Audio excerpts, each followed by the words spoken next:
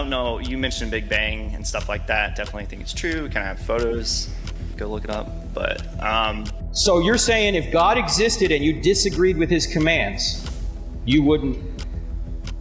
Yeah, of course. You would go your own way. Of course. So these atheists try to debunk Frank Turek's idea of who God is and his evidences for God. So let's get right into it. This is absolutely amazing. And I have a Bible verse at the end to tie all of this together. Let's go. I'm curious to know what definition of atheist you're using. As you know, there's probably like different definitions that people use when they use the atheist label. Mm-hmm. When you say that you don't have enough faith to be an atheist, which definition are you using? Well, the title is playing off the traditional sort of definition that people think faith means. Faith, they think, means when you don't have any evidence, you just believe it blindly. Mm-hmm. That's what the title is using. But that's not the definition of faith. The real definition of faith is trusting in what you have good evidence to believe. Yeah. So we're just playing off a title. So traditionally, atheists have said, I believe there is no God. There are some atheists now saying, oh, I just lack a belief in God. Yeah. And I just think that's a cop-out, and it doesn't say anything about the real world. It says something about the atheist psychological state, but it's not saying anything about whether or not God exists. So many people just think, wow, those Christians are so silly, so dumb. They just believe in something that they have no evidence for. And that's not true. I think that's a good definition of atheism. Yeah. So I am one of those atheists that would say I lack belief. I'm not willing to say I know there's no God. Am I exercising faith? Would you say? Well, let me ask the question this way then. Here's the proposition. God exists. Do you agree with that proposition? Do you disagree with that proposition? Or do you not know?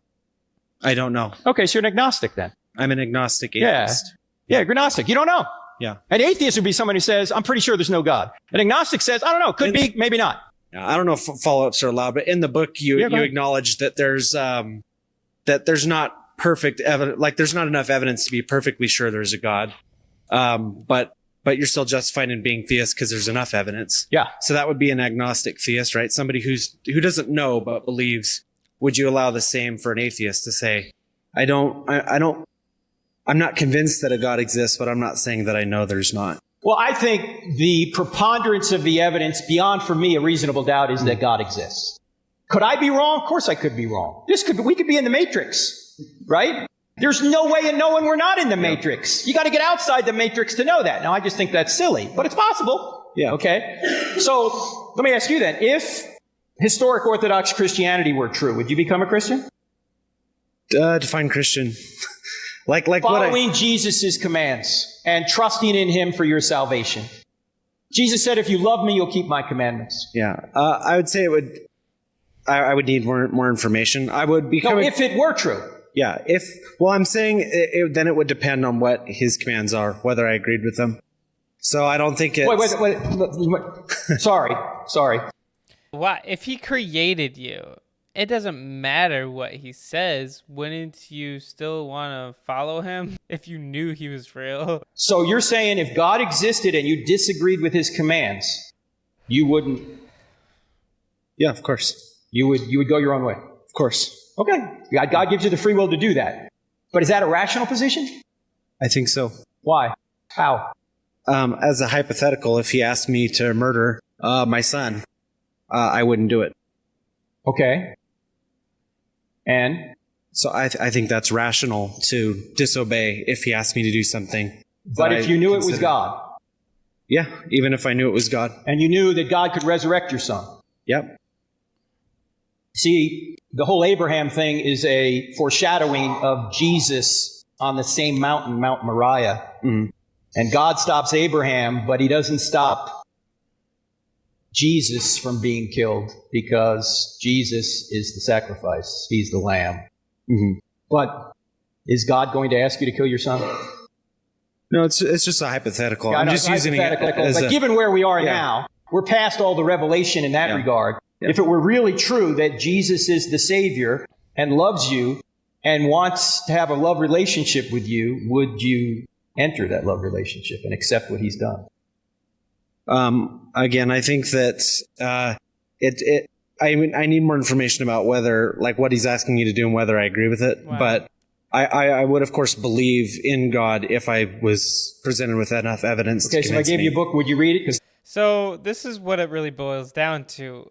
And probably not every atheist, but a lot of atheists probably think like this. Even if God is real, they wouldn't want to worship him and follow his commands. That's what it really comes down to. It's not about faith or not believing, and it's a lot about just what the Bible says and stuff that they don't agree with. has one. What the book? This book? This book, Yeah, I've read it. Or Yeah. Stealing from God. I've read this one. I haven't read Stealing from God. All right. I'd be willing to. If I gave it to you? Challenge accepted. Okay, Yeah. beautiful.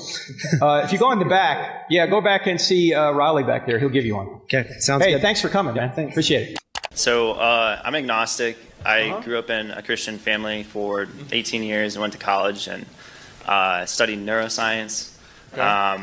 And during that time, I became agnostic.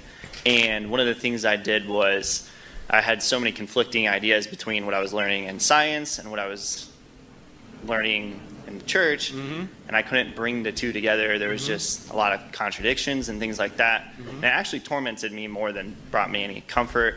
And I know you mentioned that happiness isn't the ultimate thing, it's pleasing God and stuff, and I get that. But I ultimately went on a journey where I said, okay, I'm just going to objectively look at things and say, if any new information is presented to me that betters my understanding about the current world, and it is a better understanding than my current belief system, and I have nothing to disprove it, then I will go with the better understanding.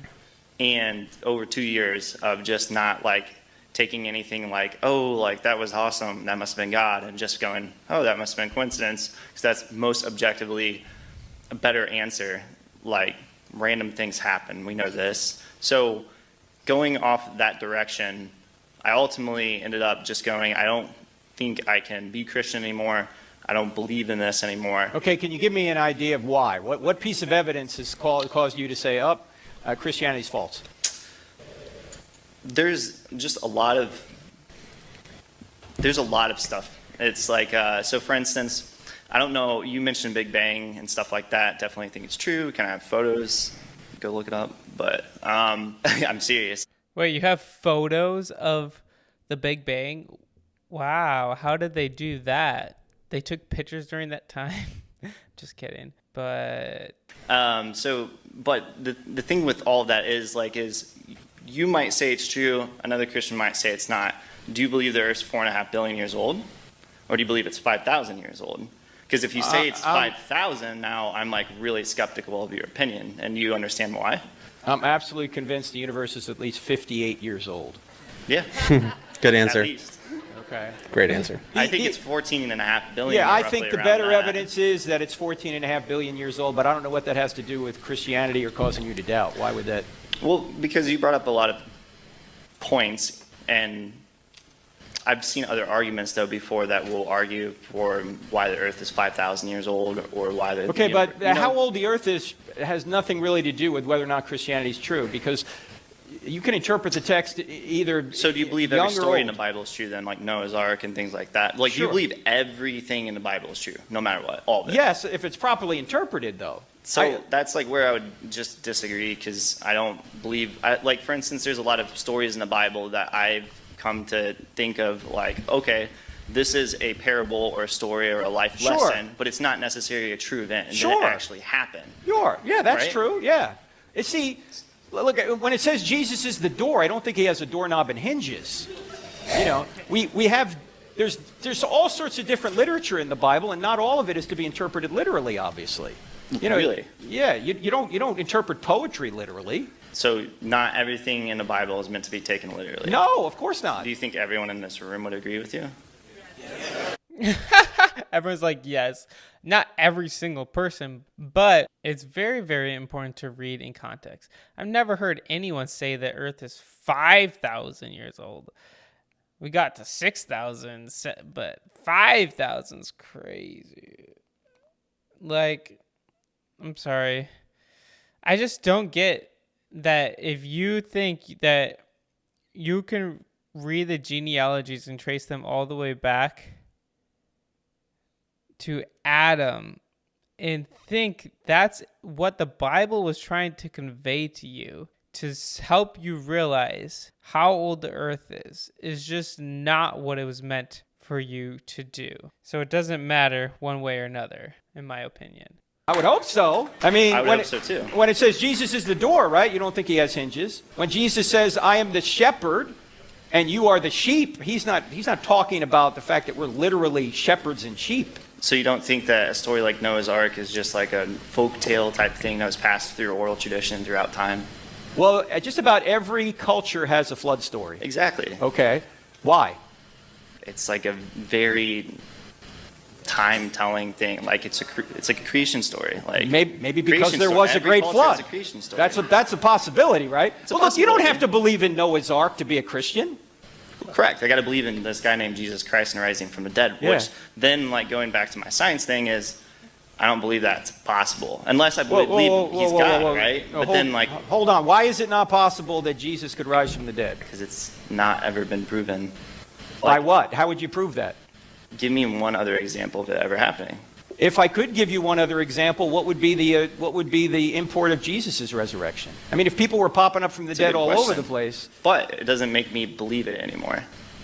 Well, nothing makes you believe. Like, the whole premise is like that Jesus rose from the dead, and he's the only one who could do that, obviously, with God's power. I mean, plus he predicted it. His arguments are just like, well, that's the whole point. But if there's a God, then obviously those things could easily happen. You got to make your own choices. Exactly. So right.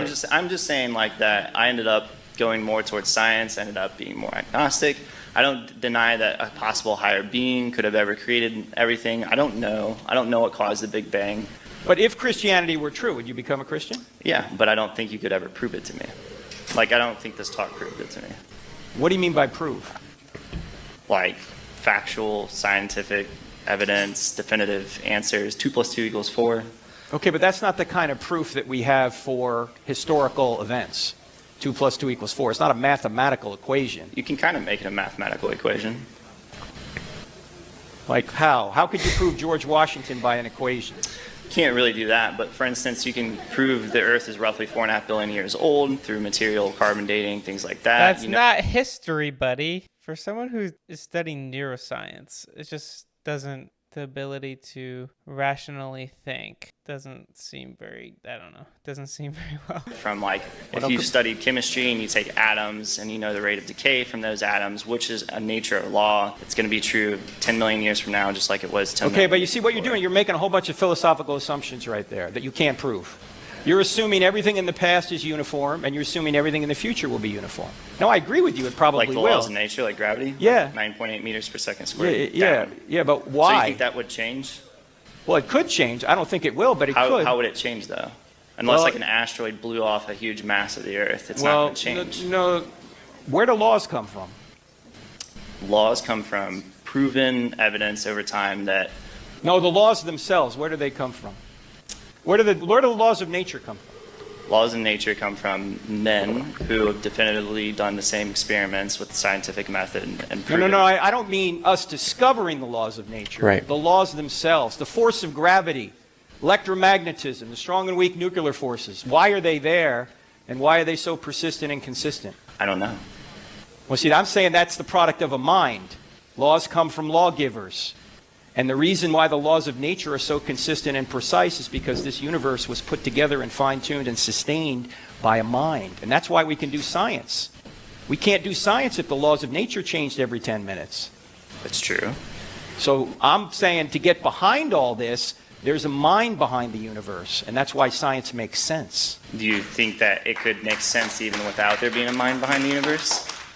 Because I think going back to C.S. Lewis's quote that I had up here earlier, let me give you the way John Lennox put it, and then we'll move on to the next question. Yeah. John Lennox is a brilliant British, or actually Irish, mathematician and philosopher, teaches at Oxford. He's debated Richard Dawkins several times.